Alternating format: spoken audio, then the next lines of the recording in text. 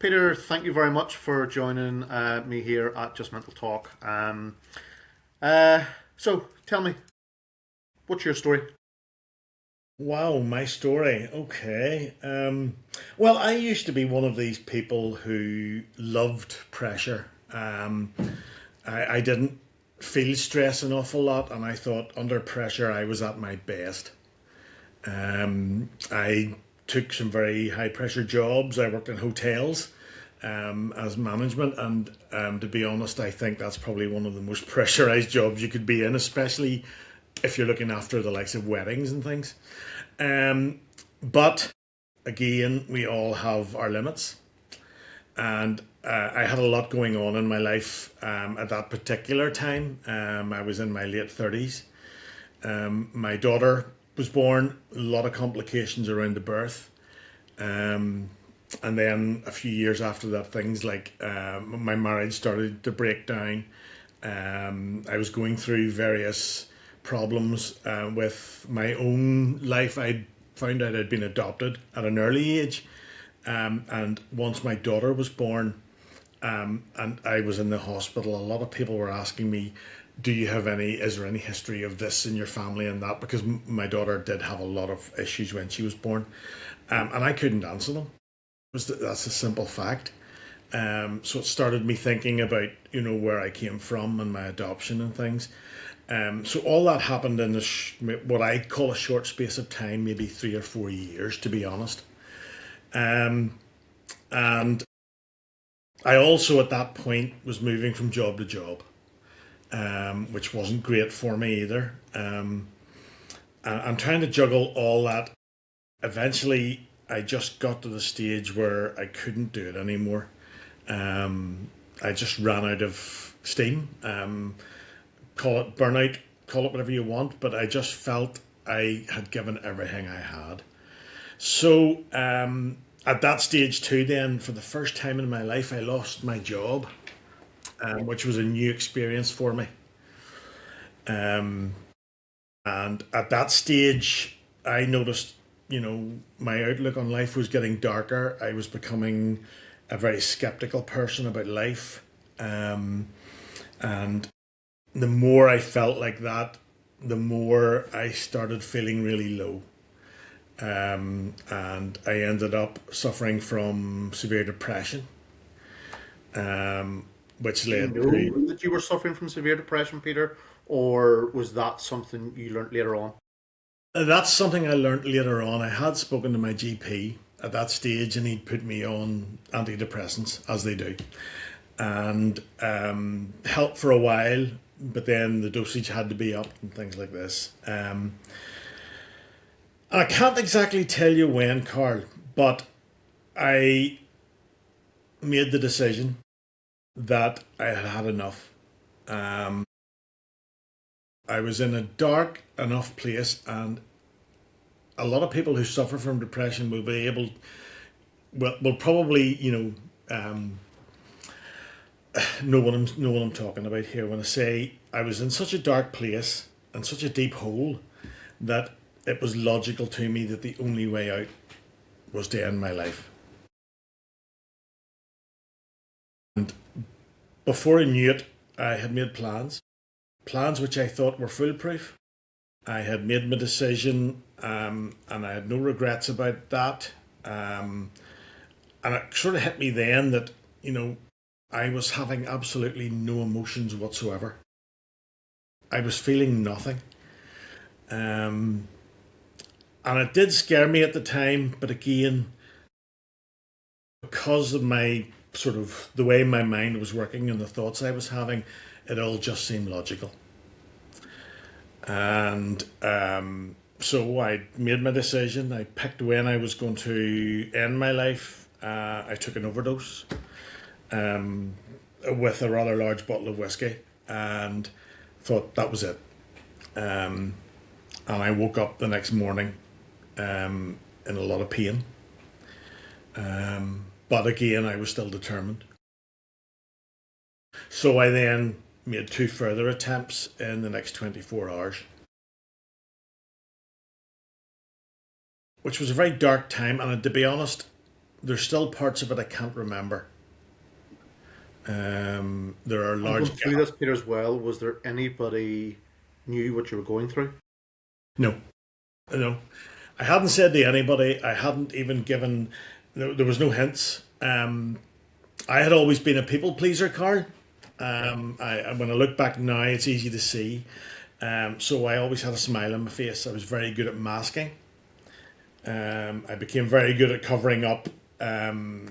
Even before that, I had sort of self harmed, and I became very good at covering up my self harm. I did turn to alcohol. I self medicated quite heavily, basically just to get to sleep because, again, my brain just wouldn't shut off. And it was all those really dark, negative thoughts. I suppose too, sometimes when uh, using alcohol, using self medication to get to sleep, it's wanting a break, isn't it, from your own mind, because your mind's constantly going, and a lot of it is dark. So all you want sometimes is just 2 minutes break from that. You Yeah. mentioned Yeah. self harm. Why did you self harm, or what did you expect to get out of self harming, Peter? Again, because I didn't feel any emotions at that time, I did feel numb. There was only one emotion I could ever sort of regulate, and that was anger. So I was always sort of Mr. Angry at that stage. It was just Angry always at who? going, Angry at who or what? oh, now that's a question. Probably at myself. I would say now, looking back, it was at myself because I wasn't the type to speak up for myself. I was treated like a doormat by a lot of people. Um, and that's purely because I always said yes. Um, so I never wanted anyone to dislike me. I was one of these people. I always needed confirmation from people. I always needed to be liked. Did that come And from somewhere, Peter? uh, it's hard to tell, Carl, where that came from. As far as I can remember back into my childhood, I was always like that. I was always the child. People said I was always the child with a smile on my face when I met people. I was always trying to make new connections. I was always trying to, be friendly with people, and it didn't often work.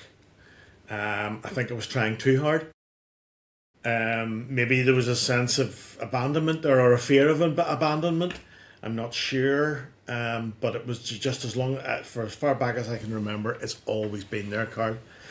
And So you didn't know you were adopted really until your late 30s, sure you didn't, Peter?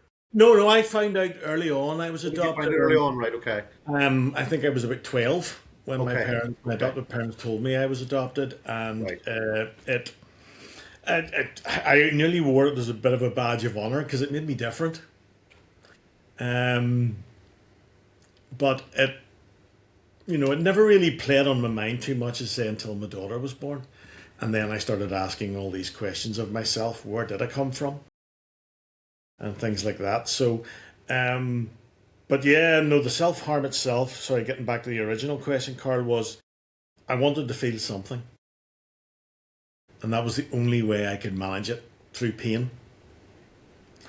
Um, and in feeling that, then I would know I would be cared for because either I would, you know, look after my injuries, or I would be, I'd go to hospital, I'd go to A&E, and I know I would get care there. And I think that sort of soothed me a wee bit, so that became the norm. And for a lot of years, I self harmed. In a way, Peter, I suppose self harm, and people do say sometimes self harm um, is a cry for help, but it's a cry for that comfort, that love, or that something that you think might have been missing, possibly. I totally agree with you, Carl. Yeah. Whether it was just the way my mind was working or not, but to me, self harm again was something that I did get used to very quickly, and it just, as I said, it just became the norm. Um, and I had to get creative to be able to cover it because I was breaking bones and things like this, which Jeepers. isn't easy No. to cover.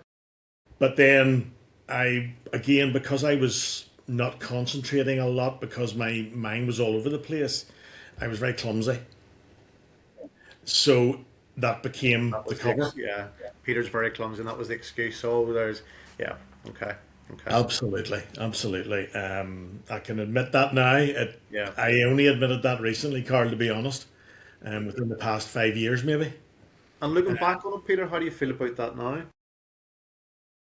Um, Shame is the one thing that springs to mind.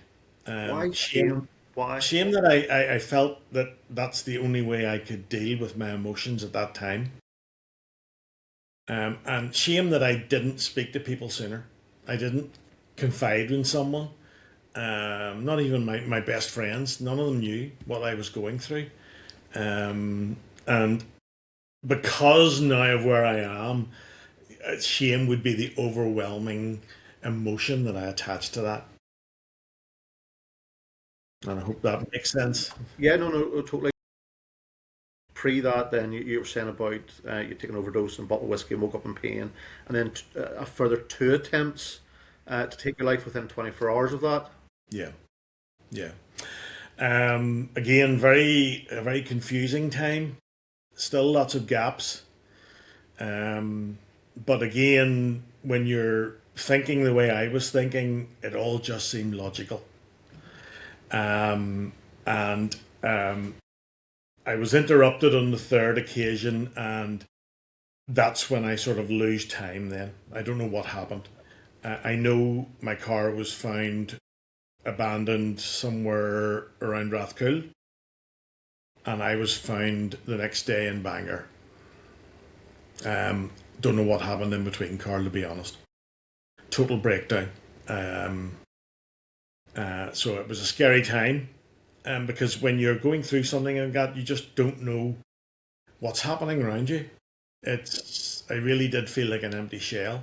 Um, and again, when I was in the hospital then in A&E, my family had arrived, and my sister tells me that I said something to her, and she saw something in my eyes. It was just dead behind my eyes, and it scared her. It scared her that much that she had to leave. She couldn't stay, and that has always sort of stuck with me. Because that's the only thing I really remember from that one 24-hour period. After I'd abandoned the car, I just don't know what happened. You don't even know how you got from Rathcoole to Bangor. No. Okay. Well, I kind of guessed that I walked, Somewhat. because when I did get to A&E, my feet were in an awful state. Um, at one point, they were worried about some of my toes. Right. Okay. And again, that was just, I wasn't prepared for anything. It's not like I prepared for a hike or anything. So if I'd walked, that's a hell of a walk. Yeah, it is. And not knowing what I was doing or where I was probably really scary. I would assume so. But in the lead up to that, though, Peter, you were saying that that you ended up in Rathcoole. What were you on your way to do at that point? Do you even remember what you were on your way to do? Yeah, that would have been the third attempt. Okay. The third attempt. I knew where there were lots of trees and things. I was obviously that's the third attempt was going to be a hanging. What I hadn't planned on was it was a lovely day, and everybody was out. But again, I wasn't thinking clearly, and I just couldn't. There was too many children around and things like this, and I didn't want anybody sort of seeing that. So that's when I think I lost it a wee bit. Total breakdown, and then after that, the memories are very hazy. Not bizarre, Peter, that on your way to doing what you were heading to do, you were still considering the effect of others and others that you didn't even know, that you didn't want to see kids or other people seeing you in the way that you were intending to do. So the consideration for yourself didn't come into it. It was consideration of others that it's quite bizarre that actually, and I understand that. But for those who haven't been through that, The fact that you give consideration to others and doing it in such a place that nobody would see because you wouldn't want them to be affected by that. Absolutely. The people pleaser never really left me. It was always there. And yeah, to be honest, I haven't really put too much thought into that because I'm always trying to piece together, and I do get flashes now and again of what was happening. But yeah, it was just a scary, dark time for me, Carl, and one that I know I would never like to experience again. So you ended up in NE. So what happened then from there, Peter? Once in A&E, I was seen by in the emergency mental health response team. The one thing I do remember was they asked had I any, they ask all the standard questions about any plans or any thoughts of life not worth living. And I said, well, I've tried to kill myself 3 times already today. And I said, I'm not finished. And that was the answer I gave them. Okay. So I was hospitalized. And I was in hospital for 2 months after that. Just So to be stable. you were detained then under the Mental Health Act. I was indeed, yes. Yeah. Yeah, yeah. Um, and it was, again, because I'd never experienced anything to do with my mental health, it was really scary. And at the first time being on a mental health ward, I was terrified. Mostly because I think when I first went in, I didn't know where I was. It took me a day or two to sort of get where I was, just to come back to my senses again. And even at that, I was still very numb inside. I had no feeling. And while I was in hospital, I did make 2 further attempts on my life as well. Again, I still had that mindset that I wasn't finished. And even when I got out of hospital, I still wasn't sure whether I would survive or not. What do you mean by that? You wouldn't Uh, survive mentally, that you could not want to take your own life, or which way do you mean by not being able to survive?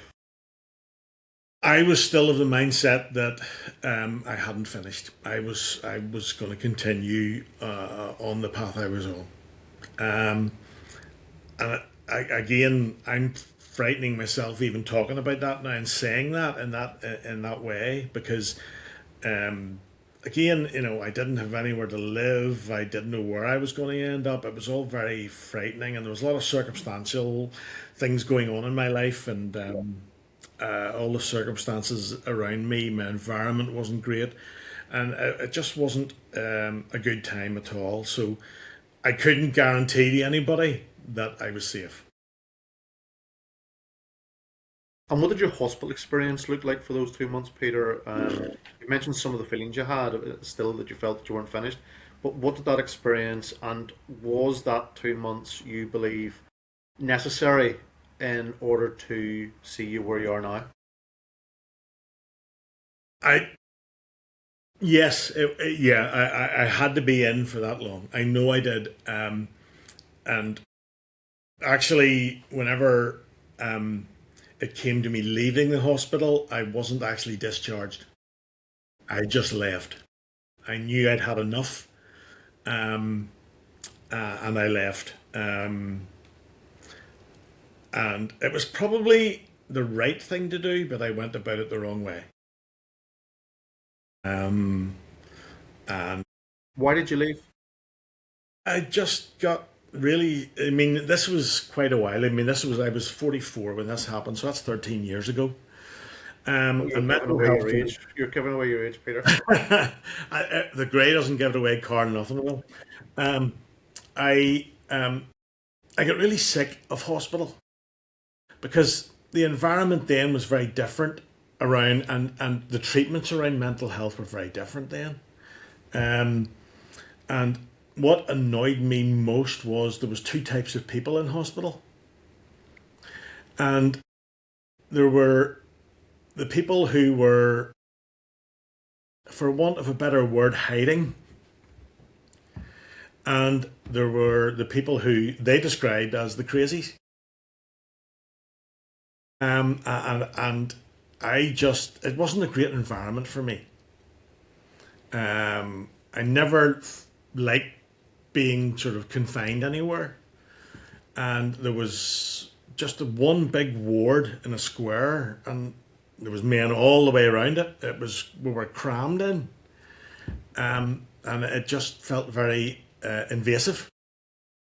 And then because it took me quite a while to be stabilised, I was on OBS for quite a while, observation. And a lot of times... So explain observation for some of our listeners, Peter. Observation, if you're feeling unsafe or you might harm yourself and you've said something to staff, they will sit and literally watch you. It's a very invasive thing to have to do or to have done on you, but and I think because I'm sort of larger than most, sometimes it was 2-on-1. 2-on-1 ob is scary, and they literally do not take their eyes off you. I myself here was an OBS, and just to further sort of enhance the invasiveness of it. I mean, going for a shower, going to the toilet, you're watched at every moment as you've just described. No matter what you're doing, they're watching you. Yeah. So that's how invasive that is. But it's not because they're trying to punish. It's because they're concerned about you. Absolutely, yes, yeah. They're concerned for your safety. But at that time, I didn't appreciate that. Yeah. I would have been thinking, hang on, I'm standing here taking a shower. You're standing with the door open, and everybody in the ward is looking in, and that's how I need my privacy back. I need to sort of rein this in here. So I was telling them what they wanted to hear, but yet I was still planning to take my own life. So when it got to the stage after 2 months where I was sick of telling them just what they wanted to hear, I just decided I had enough. And I was then put in touch with a psychiatrist. I still saw my psychologist from hospital through outpatients, but nobody really listened to me. And I found that really demoralising and dehumanising. That a lot of people were talking to me, but they weren't listening to me. Now, whether or not I was making sense, Carl, or not, is up for debate, because when we are going through that, sometimes it's really difficult to put it into words, what we're going through. I maybe didn't verbalise it very well. I didn't communicate my distress very well. And it was only when I got introduced to a certain team, which was the personality disorder team. I had been diagnosed with a personality disorder. So I was put under the care of this team that I felt listened to for the first time. Now, this is about a year later after I got out of hospital, Karen. So I'd been struggling on my own with just a psychiatrist and maybe a psychologist once every month. So how did you manage that year, Peter? To be honest, with great difficulty. Yeah. With great difficulty. There were several moments where, again, my thoughts turned really dark. But I knew in myself that I didn't want to experience what I'd experienced the year before. I wanted to live at this stage. I'd made the decision, no, well, listen, I'm here for a reason, obviously. Something happened that stopped me from completing suicide. So, and I did start to get that feeling of the hairs in the back of my neck standing on end. Anytime sort of suicide cropped into my head. And it still does even today.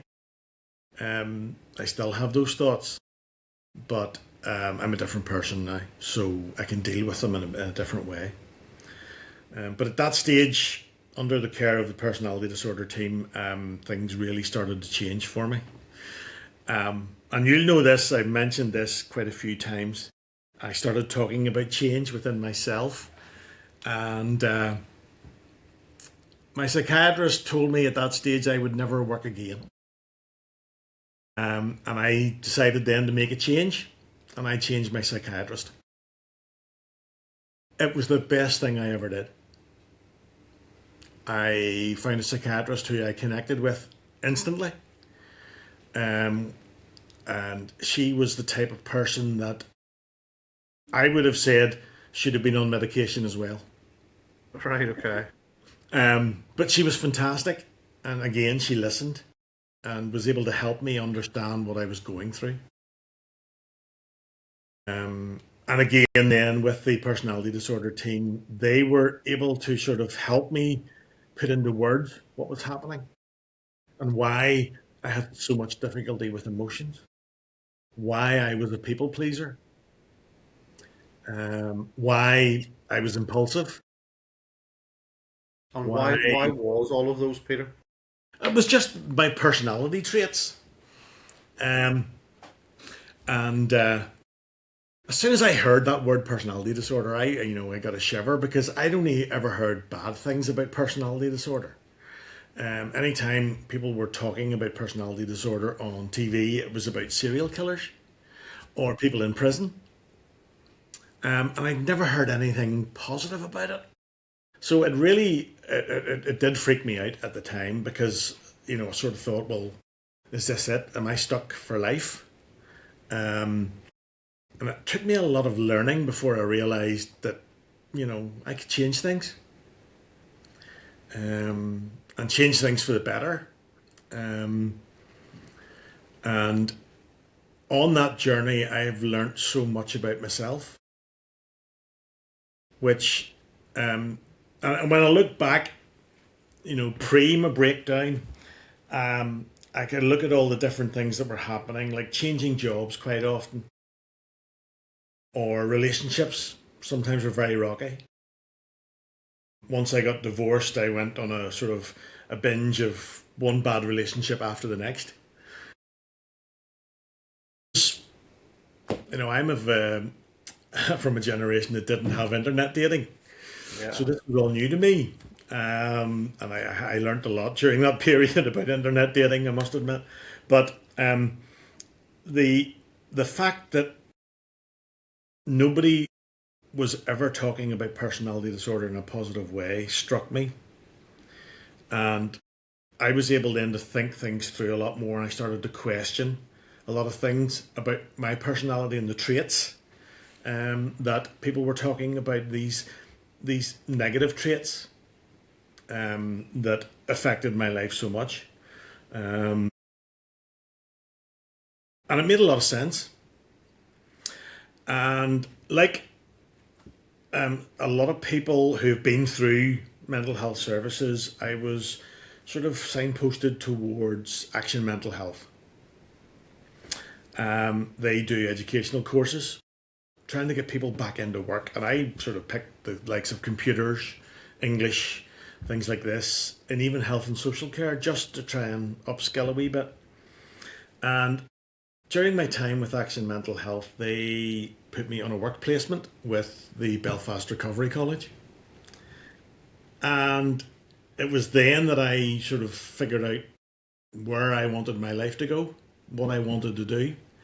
And on that work placement, I just saw so many wonderful people do so many great things here. And I just thought, that's what I want to do. I'm going to rewind you a bit here, Peter. Sorry. I'm going to rewind a wee bit. In terms of the suffering you went through, do you think that was part and parcel of the environment of where you were as a child and being adopted, or do you think you say personality trait? Are personality traits part of you? Is it something that's formed in you as you develop as a child? And does environment have a big part to play in that? I would say yes, personally. That's how I feel. I grew up in a household where, I'm not saying we weren't loved, but there wasn't an awful lot of affection. they weren't a touchy-feely family. And I think that's also something that I've sort of, as I've grown up, a lot of people who do know me know I do not give hugs or take hugs. And that's a result of my childhood. I know that is because it just felt foreign to me. It wasn't, we were comforted if we were upset, absolutely. And my parents were great, but it's just the way I developed and the way I perceived it. So I think that has a lot to do with it. My traits I picked up, and as we're growing, we don't fully develop until we're 25. So, and the one thing a lot of people say to me too about personality disorder is that people have a lot of trauma, especially a lot of childhood trauma. But I always argue that I can't remember an awful lot of trauma in my life. But then again, trauma is different for everybody. So while, yes, I have no doubt a lot of people go through a lot of traumatic events, maybe trauma to me might just have been not being, listened to, not being treated as a human being. And I always got the impression that, or was always told, children should be seen and not heard. That was the rule. You talked about changing your psychiatrist, and in mental health, it's important that we are our own best advocates when seeking the help that we need. I don't know what it was like 13 years ago, but certainly now, Peter. I mean, if someone felt they weren't just getting that rapport, or just didn't feel they were getting benefit out of whether it be a psychiatrist, a counsellor, a therapist, I think a lot of people now are reluctant to say anything, even though they would like to, because their fear is, I may not see someone for another year, 2 years, 3 years down the line. But would you advocate and say, listen, actually, no, you're better saying something irrespective, because A, the psychiatrist and the therapist is not getting anything out of this. B, you're not getting nothing out of this. And if you let it continue, you're going to end up worse than what you were before you came into the process. Would you agree with that? I would agree with that, yes. But I would always say, to tell people, if you're not happy, say something. But I get where you're coming from. Absolutely. People have that fear now that, well, does that mean I'm back at the end of the waiting list again? And I have to wait to get seen again? And it was different then. I will say that because, but again, I was probably at the extreme end of mental health and the extreme end of poor mental health. A lot of people around me knew I had to be kept stable. Yeah. So I would say, people who have just suffered from mild, mental health, depression, anxiety, whatever, they might have been made to wait. But I think it's purely because I was so volatile at times that I was seen quicker. I would echo that actually. Totally. Some people would say about services to me, and I would say I was very blessed with the services that I received. But I think now that you've just said that, I hadn't appreciated that it was maybe because of the severity of where I was, and I've been very blessed with the services and the people that I've been seen with. You mentioned in the lead up to this as well, Peter, your daughter just been born. How does what you were going through impact that relationship with a child?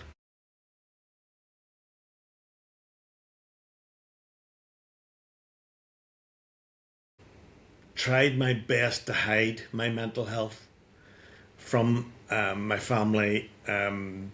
With shared custody, she was with me a lot, and my son as well, and it was difficult to keep that charade going for a lot of the time. So when I was hospitalised, my daughter was actually brought in to see me. What age would she have been, Peter, roughly? Oh, she was in secondary school at this stage. So, and again, I still wasn't great. When a child especially is brought into that environment, it can be a really scary place for them.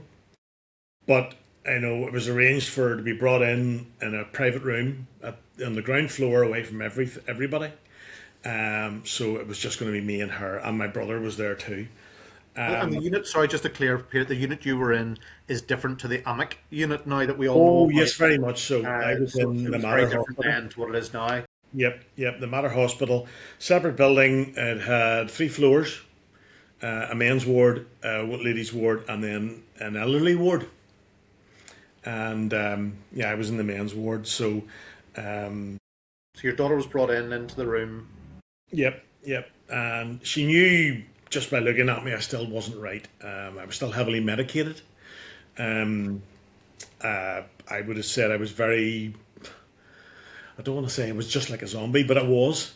I really was. So I asked some basic questions, but even at that, I was still very unfeeling, and I just didn't have all those emotions, and I didn't connect with my daughter. So I felt really bad about that. I was going to say, did you feel guilty about that, Peter? I felt guilty after it, And Carl, shame, and shame. and shame. Yeah, Yeah. absolutely. But that was a long time after it, because when you're that cold and uncaring about yourself, strangely enough, I was uncold about my family as well. I was sorry, just cold about my family, not uncold. And I think it was a protective factor for me because I was still in that thought process of ending my life. The less connected I felt, the easier it was for me. And at the end of it, I must admit, someone said, "You're not going to give your daughter a hug," and I just no. And I always regretted making that comment. Um, Now, don't get me wrong, we have a fantastic relationship now. We talk regularly. Well, sorry, when she wants money, she talks regularly to me. Um, and she has had her own mental health issues. Okay. So Do you blame yourself for that, Peter? I did at the start. Yeah. I did at the start whenever she first said she was having difficulty. Again, through conversation and me being a bit more understanding, found out that, yes, I mean, we are very similar anyway. Apart from the beard, we look alike, and she's got more hair than I She's have. But her. Yep, yep, yep. yeah, other than that, you know, uh, I'm very proud of her for being able to put into words what she was going through, because I knew I couldn't at that. And if I'd gone through that at her age, I would have been stumped because then you didn't talk about your mental health at all. You were, and I mean, don't forget, Purdy'sburn was only shut in the 80s. So I'm a child of the 80s. So it's one of those, um, things that, and for my daughter to be able to say she's struggling with anxiety, she's struggling with depression, I felt a sense of pride that she could do that and open up to me about it. You've mentioned a few times about medication. How important do you think medication has been to you? I mean, some people, depend on it. Others believe medication should just be a crutch for a period of time. But medication, in terms of your recovery, um, obviously has been important to you as well. Yeah, at the start it was very necessary because I needed to be stabilized. And I accepted that. It took a while to get the right medication. Yeah. And I didn't like that part because it felt like a bit of a guinea pig. But once they got me on the right medication, I stabilized. And I have used it over the years as a crutch. When things maybe aren't the best, I feel comfortable now saying, look, I go to my GP and say, I need something just to get me over this period. And my GP is great, very understanding. I have a great relationship with my GP. I have an even better relationship with the receptionists. I think that's important. But no, they all know me, and I feel comfortable in opening up now and saying, I'm struggling, can you help me? And I think that's an important part too, Peter, that in the recovery journey, and we hear these terms used all the time when we're in mental health services and speaking to people in mental health. it's important to acknowledge, I think, and you've just touched on it, that the journey is not always going to be plain sailing or a plain ride. You know, I would describe it, the recovery journey very much like a train ride, whereby along your journey you have a few stops where you pick up the relevant help, the relevant therapist, and your family and your friends who are passengers to get you there. But there'll be a few derailments along the way. But it's having the people and the tools with you that helps you repair that track to get back on it again. But to acknowledge there will be derailments the whole way along this. It's just how you deal with those. Would you agree? Absolutely. I love the way you describe it. I really do.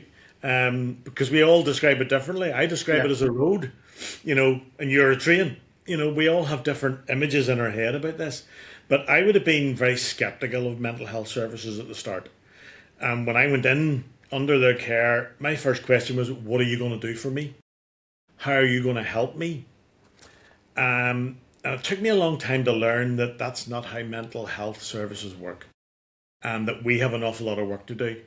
And especially if you do have a diagnosis that means you're going to have mental health issues for most of your life, that, as you say, there are going to be twists and turns. You might have to take 2 steps back to move forward again. And I think that's where it comes in, that we do, if we feel we need medication, take it. Or if we do have extra support, like talking therapies or even a support group, do use it at those times, because it's not a straight road. It's not a straight train track. Yeah. Yeah. We're all over And the place. looking back on it too, Peter, you mentioned, at one point you came to the thought that, okay, I'm here for a reason. Looking back now, what do you think that reason is? That reason is probably what I do now, which is help people with their own mental health. Um, I first got into the Belfast Trust as a peer support worker, which was a great role. I loved that role. I worked in one of the community mental health teams. And I wasn't able. It wasn't just the service users or the people who use the services. I was helping. It was also the staff I was helping, and I noticed a big change in people, because language is very important to me, and how we talk to people.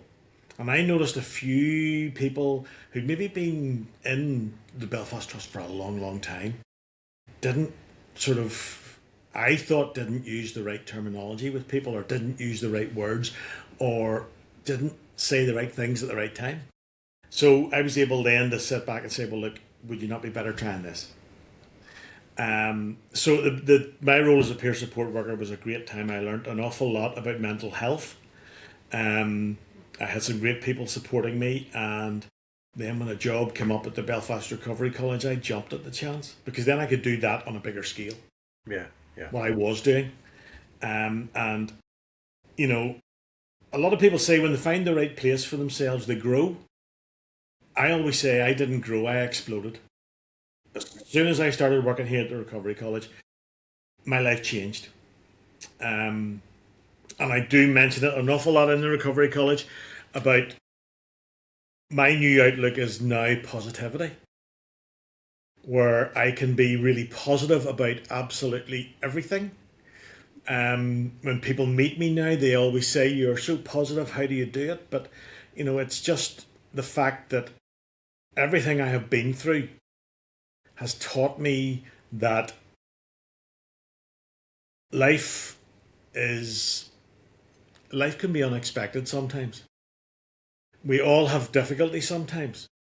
So being able to find the positives and keep those positives helps me stay well. And I try and spread that with everybody. Um, and I mean, people have always come to me and they start off by asking me the question I asked is, what are you going to do for me? How are you going to help me? Or how are you going to fix me? And I think sometimes I catch them off guard whenever I say, I'm not going to help you, I'm not going to fix you. It's what we're going to do together. And that changes people's outlook. And that's what mental health services is there for. It's a support, isn't it? It's like you mentioned the medication as a crutch. I view mental health services as another crutch. They're there to help us when we need it. And so I think me not completing suicide has put me on a path that I should have been on. It's ironic that you've had to go through this, what I could describe as the most horrific, torturous, tormenting time of your life, to be where you are now. And would you be where you are now if you hadn't been through what you had been through? Absolutely not. And that goes back to what you're saying. Your life throws these things at you. You Yeah. don't know what to expect, and you do wonder when you're in the midst of what you're going through. You know, why am I going through this? What's my purpose? What am I here for? You can look back now and say, yeah, that's what I'm here for. You can look at your Yeah. family, you look at your friends, you look at the people you're helping. That's what I'm here for. But you do what you look back and think, did I have to go through that to be where I am now? Well, I mean, the impact a peer can have um, sharing their experiences. I've seen it in action. It works, and it's so powerful, but it's also so empowering for people. I work with a lot of people as a peer support worker, and whenever I told them I was someone who used to be an inpatient in mental health services, I was with mental health services for a long, long time. I still use some of the services now when I'm feeling not great. You can see that their whole demeanour with you change. If I had been a CPN and saying I understand, people will look at me and think, no, you don't. But when I say I understand, and when you say you understand, Carl, we really understand because we've been there. We've lived it. Yeah, and you don't want anybody else to go through it. You wouldn't even wish it on your worst enemy. You would Absolutely actually not. genuinely wish it on your worst enemy. And I also know that if I had had a peer then, my journey would be very different. My recovery would have been a lot quicker, probably, and a lot more successful. I would have had a lot of steps back before I moved forward. But again, maybe I had to take those steps back just to appreciate what I had and where I was going. You talk about spread. Well, you didn't use this term now, but it's very similar. Spreading the love, if you want to call it that, spreading the positivity. The spreading the love, and the work you do in the college, Peter, but also you're doing work outside the college too, when going to support groups. And I remember you mentioning in a conversation before, or in one of the settings before, about going to visit this group of bikers. Yeah, yeah, yeah. And people expect, and this is the thing about mental health too. People look at bikers and they think, oh, big, muscly men, beards, this, that, and the other. Uh, but mental health affects absolutely everyone. And to look Absolutely. at someone and think, oh, that's who you are, no, don't. Because you've absolutely no idea what's going on up in there. No, absolutely. That's the one thing everybody on this planet has in common. We all have mental health. Some good, some not so good. And the more positive I know I am about it, the more positive people around me are. And I think that's how I want to come across with people is yes, we all have difficulties.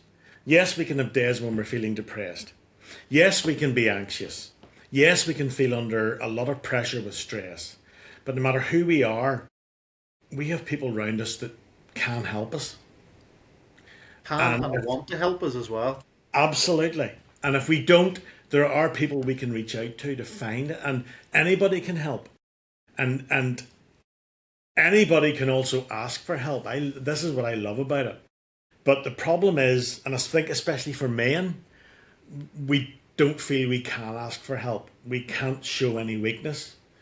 And that asking for help means we failed somehow. And I know if I hadn't have asked for help, I probably wouldn't be here today. So I view that as a real sign of strength. And anybody that asks me for help, I will do my utmost to help them. Purely because I've been there, done that, and I bought the t-shirt.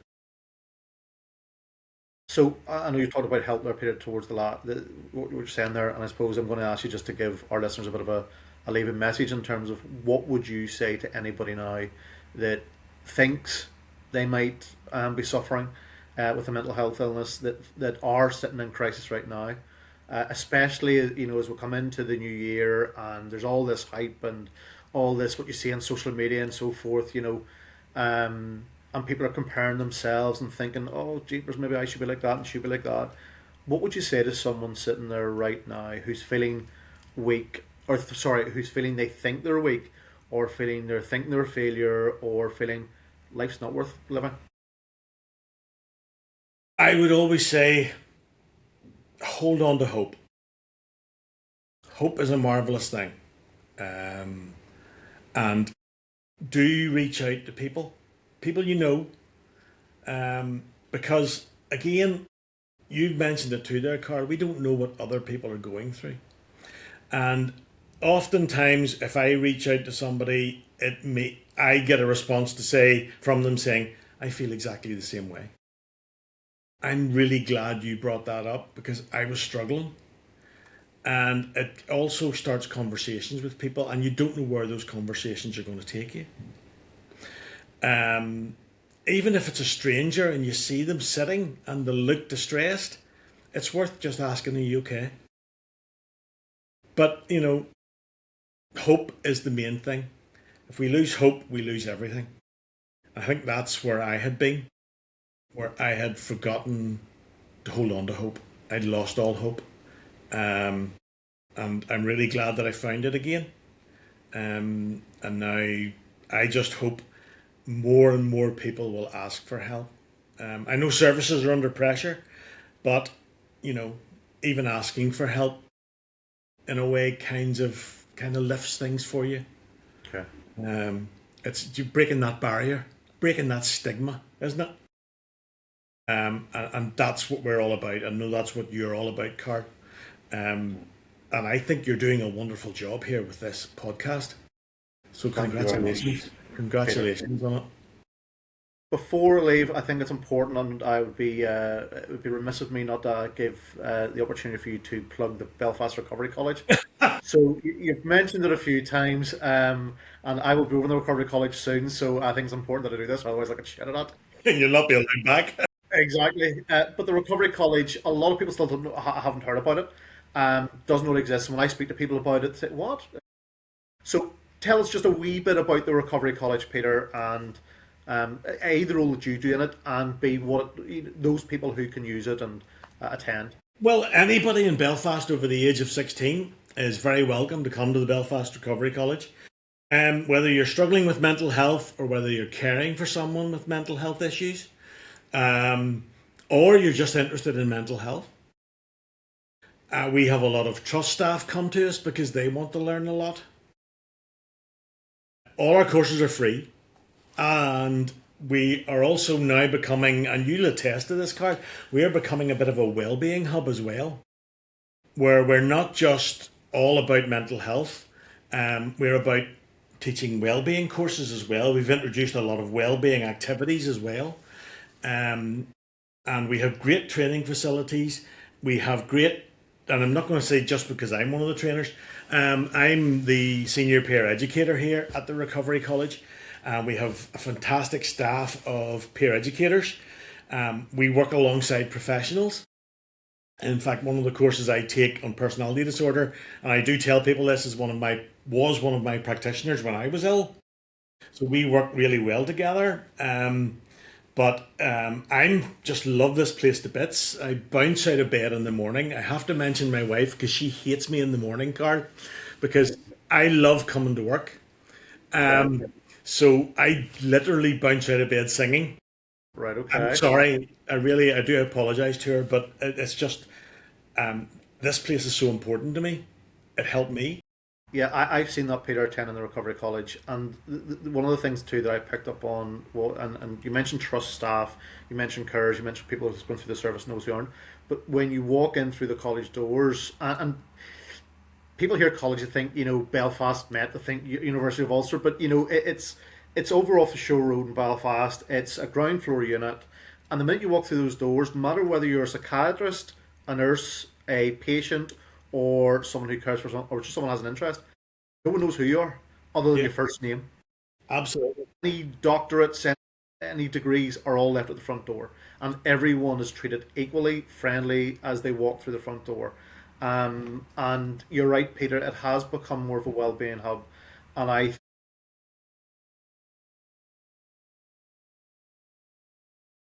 Absolutely. It's a safe space to be able to talk about your mental health. We encourage that.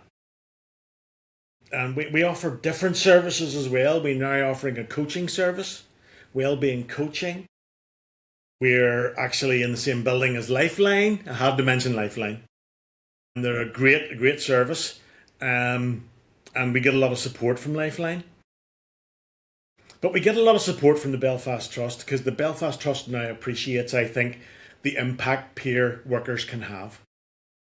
And people with lived experience, especially, are, I think, vital in the fight against mental health, especially in Belfast.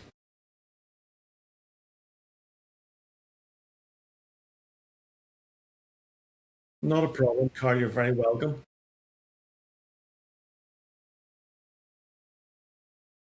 Not a problem.